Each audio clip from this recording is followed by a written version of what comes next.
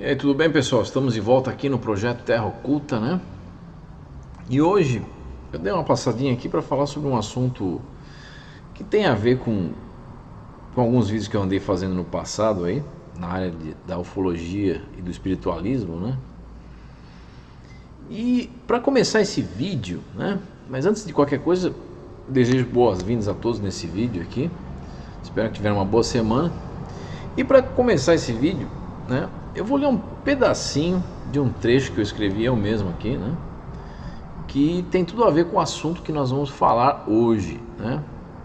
Então vamos lá. Dentro do fenômeno ufológico, do fenômeno espiritual, essas entidades não somente compartilham pontos em comum na maneira desses fenômenos se manifestarem, mas quando você analisa casos como a canalização da entidade Aiwass no Cairo por Aleister Crowley em 1904, as canalizações das mensagens da entidade denominada Set pela médium Jane Roberts, e também quando você examina as canalizações mediúnicas de Edward Kelly, descrita através de muitas simbologias e a linguagem enoquiana, junto aos trabalhos do astrólogo, matemático e ocultista britânico John Dee, e ainda quando você analisa histórias de Richard Sharp Shaver para a revista de ficção científica americana Amazing Stories ou Histórias Fantásticas, em 1943, certamente, seja lá o que for que essas entidades estão objetivando dentro dessas fenomenologias, uma coisa é certa: todas essas comunicações e contatos com esses seres nos trazem uma linguagem misteriosa, criptografada e fortemente simbólica.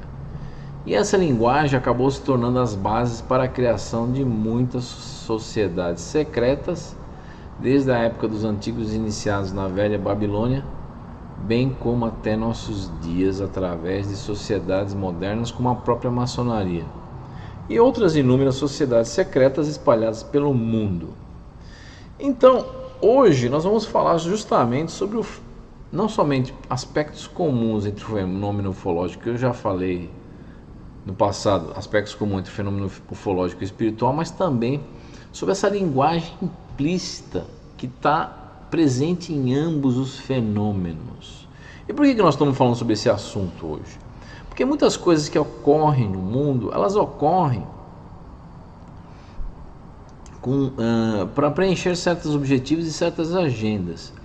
E essas fenomenologias, quando elas ocorrem, elas carregam uma simbologia, uma linguagem secreta, que somente os iniciados têm capacidade de entender através da fenomenologia, quando elas estão ocorrendo, o que elas objetivam.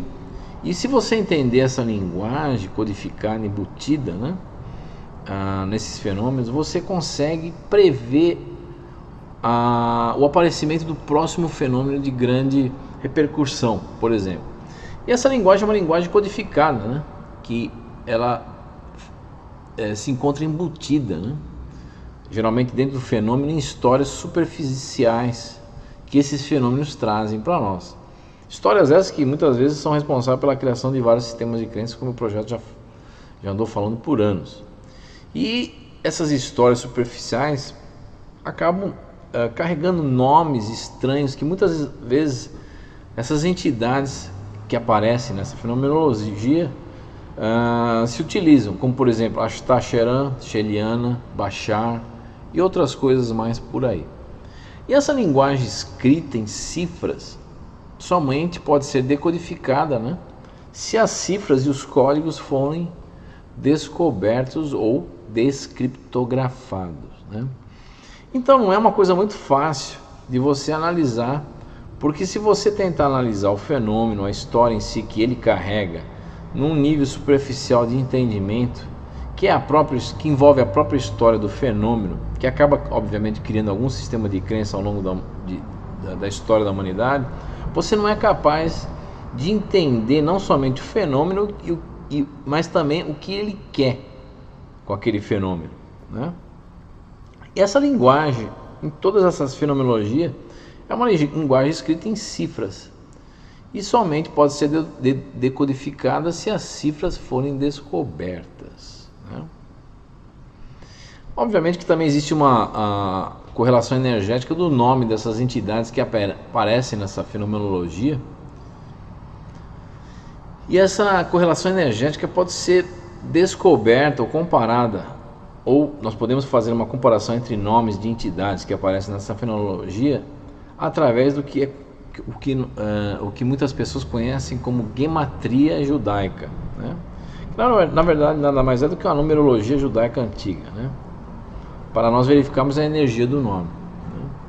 A gematria judaica relaciona o que? As letras do alfabeto judaico com números ou cifras, né? Então é um tipo de criptografia, né? Porque, como vocês sabem, todo nome, toda palavra, o verbo possui uma certa energia, uma vibração sonora, e essa vibração traz a identidade energética singular dessa ou daquela entidade que se manifesta nesse ou naquele fenômeno. Muitas vezes duas entidades, quando se manifestam em fenômenos diferentes, com nomes estranhos, completamente diferentes, se você fazer o peso energético através da gematria desses nomes, você vai descobrir que os dois nomes têm o mesmo valor energético ou numérico, né? E é muito interessante isso.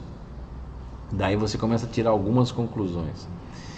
E para nós descobrirmos aonde futuras manifestações de grande importância ufológica acontecerão, nós podemos se utilizar de grandes eventos e nomes misteriosos, surgidos, obviamente, dessas manifestações, e através de uma sequência numerológica equivalente às letras dos nomes, nós podemos criar toda uma matemática que acaba se tornando um programa, um verdadeiro roteiro que nos leva a entender como essas manifestações operam em nossa realidade. E é por isso que esses seres são obcecados, como eu já falei várias vezes, por números e matemática. Obviamente porque por essa matemática passaram um tipo de linguagem intimamente ligado com a estrutura que forma o tecido da nossa realidade simulada. Então, muitos desses seres navegam entre dimensões, realidades e operam certas fenomenologias dentro da nossa realidade, inclusive transformando a matéria, o tempo e o espaço através desses metadados que não só formam a nossa realidade, mas criam as próprias leis da física, que são leis simétricas locais, que regulam todo o universo e a nossa realidade. E é por isso que esses seres são capazes de realizarem feitos inéditos, inacreditáveis, mágicos, quando eles atravessam paredes sólidas, desaparecem em pleno ar e outras coisas mais, né? E a maioria do fenômeno deixa algum tipo de simbologia. Simbologia essa que muitas pessoas conhecem, não só na espiritualidade, os fenômenos espirituais, mas como no fenômeno ufológico, conhece como sigis, por exemplo. Onde você vê no fenômeno ufológico várias figuras geométricas aparecendo nos famosos círculos agrícolas, né? E esses símbolos também carregam uma linguagem secreta implícita que compartilha uma origem comum na ufologia e nos fenômenos espirituais, como eu já disse. E ao longo dos anos, o projeto vem não somente estudando essa fenomenologia, mas nós achamos muitos autores, muitos pesquisadores que ficaram muito próximos desse conhecimento, como por exemplo o jornalista americano John Keel, né? Ou o ufólogo Mead Lane, né? John Keel se escreve John-K-E-E-L e o outro Mead Lane, M-E-A-D-E-L-A-Y-N-E. São dois pesquisadores muito interessantes que começaram a perceber que o fenômeno ufológico não somente está relacionado com visitações de extraterrestres, mas de seres e entidades que cruzam realidades, inclusive cruzam ou viajam através do próprio tempo, porque são entidades que habitam uma realidade fora do nosso tempo, atemporal com relação ao nosso ciclo temporal.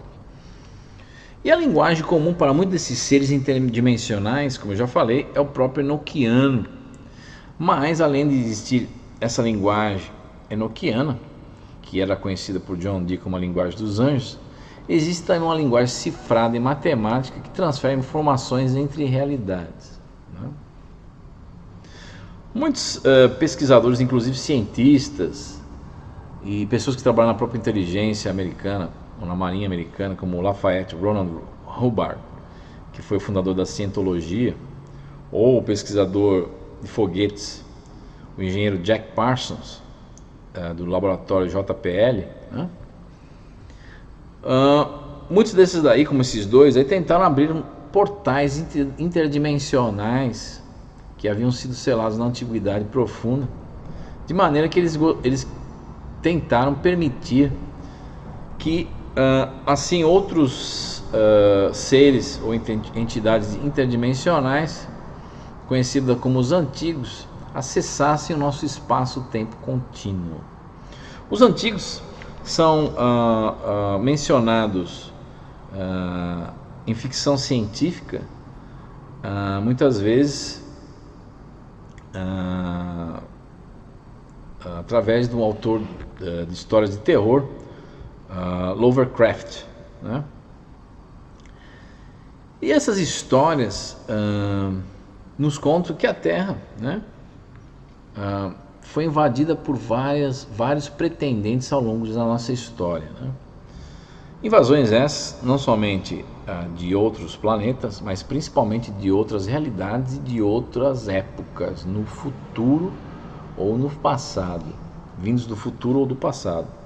Os invasores sempre tentaram se apresentar como os deuses invencíveis e verdadeiros à humanidade. Ou seja, os deuses andaram entre nós. E por um tempo, muitos ganharam controle sobre todas as civilizações humanas do passado. Os alienígenas controlaram a Babilônia por um bom tempo. Eles se exercitaram através da tão conhecida Ordem Negra, que mais tarde obteve um controle considerável sobre toda a Alemanha nazista, inclusive controlando muitas coisas que aconteceram durante a Segunda Guerra Mundial. E esses seres fizeram guerra em vários níveis e dimensões, nos adeptos da Índia Antiga, por exemplo, e nos altos lamas do Tibete, com fogo e sangue, sedução e magia negra. E esses seres não perderam a guerra e também não ganharam até hoje, né? E acabaram fazendo então essa guerra espiritual, inclusive contra o famoso Gautama, ou Buda, onde alguns deles foram convertidos. Mas esses seres conheceram uma coisa terrível, conheceram o terror de Ubermensch, a humanidade do super-homem, né? Que está sendo construída, ou foi construída, ou irá ser construída, vagarosamente, secretamente, evoluindo de alguma maneira no futuro. E esses seres no passado tinham medo desses super-homens, ou nossos aliados.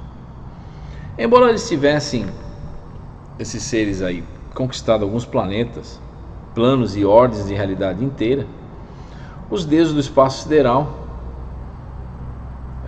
por quem os homens eram apenas peões no braço espiral de uma galáxia menor, não eram páreos para o novo homem, ou o super-homem do futuro.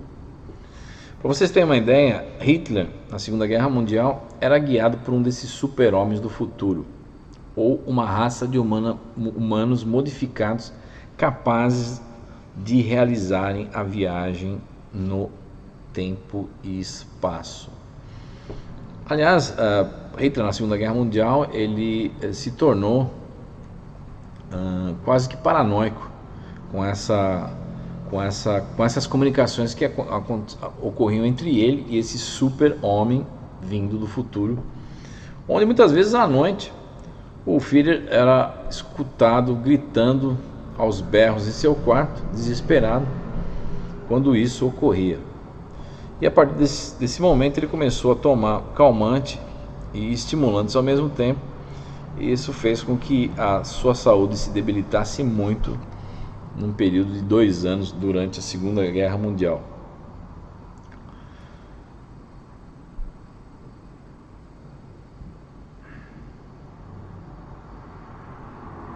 Esses seres muitas vezes tentaram controlar vários avatares na nossa realidade, como o próprio Buda ou o famoso Cristo, mas sem conseguirem, então recorreram a venenos e execuções, né? Segundo histórias dizem, o Buda riu deles enquanto estava morrendo, e o Cristo não ficaria morto de forma alguma, segundo histórias e lendas do passado. Mas aonde nós queremos chegar com tudo isso? Nós queremos chegar na seguinte analogia. Não digo analogia, mas na seguinte realidade, vamos assim dizer. Muitos dos visitantes que nos visitam dentro dessas fenomenologias pertencem a 2 ou 3 grandes subdivisões, vamos assim dizer. Uma delas está, obviamente, voltada a essas entidades que cruzam realidades, né? A segunda está intimamente ligada com seres que vêm do futuro ou nós mesmos, né? Inclusive, algo ou assunto que a ufologia não gosta muito de tratar, porque acha que a vinda de nós mesmos do futuro ou de uma raça modificada de humanos do futuro invalida o fenômeno ufológico. E isso não é uma verdade. Isso não é uma verdade. Muito pelo contrário, o conhecimento disso, junto com o conhecimento dessa linguagem secreta que esses fenômenos passam para nós temos um bom entendimento sobre essa guerra interdimensional que ocorre por detrás do véu e que a grande maioria da humanidade sequer desconfia que exista, né? Então são coisas que somente o conhecimento dessa linguagem, dessas cifras, vai fazer com que o pesquisador ou o neófito, conhecido por várias sociedades secretas, fique a par a quanto anda a carruagem das coisas hoje em dia, né? E ao longo de algumas séries do projeto Terra Oculta, nós vamos adentrar dentro dessa linguagem de cifras, que é a linguagem dos alienígenas, né? Linguagem essa que é praticamente, do meu conhecimento, ela nunca foi comentada na língua portuguesa, ou principalmente no Brasil, e não é de conhecimento de muitas pessoas que estão na ufologia, mas, por incrível que pareça, é de conhecimento de pessoas que estão no ocultismo. E os ufólogos sequer suspeitam que o ocultismo está intimamente correlacionado com a ufologia, né? Eu vou deixando vocês por aqui, nessa primeira parte do programa do Projeto Terra Oculta. Então, justamente para deixar aqui essa introdução inicial sobre esse assunto que nós vamos desenvolver ao longo de algumas semanas, correlacionados a essa linguagem e a esses fenômenos que trazem uma certa informação implícita, mas que as pessoas não têm noção do que seja. E o interessante é que, se vocês pegarem a simbologia, inclusive a escrita de alguns abduzidos e a escrita de algumas pessoas que foram possuídas por demônios, entre aspas, essa linguagem, essa escrita, essa simbologia é praticamente idêntica. E nós vamos aqui, obviamente, passar por toda essa simbologia e essa linguagem ao longo de alguns programas, de fato que vocês comecem a se inteirar dessa linguagem, e com isso, esse conhecimento traga ferramentas para que vocês mesmos investiguem esses fenômenos e essa simbologia e comecem a descobrir coisas que até hoje ninguém sequer desconfiou que exista. Tá ok, gente? Então, boa semana aí, tudo de bom para vocês. E esse aqui foi o programa inicial sobre esses fatos ocultos dentro da ufologia e do espiritualismo. Até mais, muita energia, muita paz e muita prosperidade para todos. E a gente vai ficando por aqui.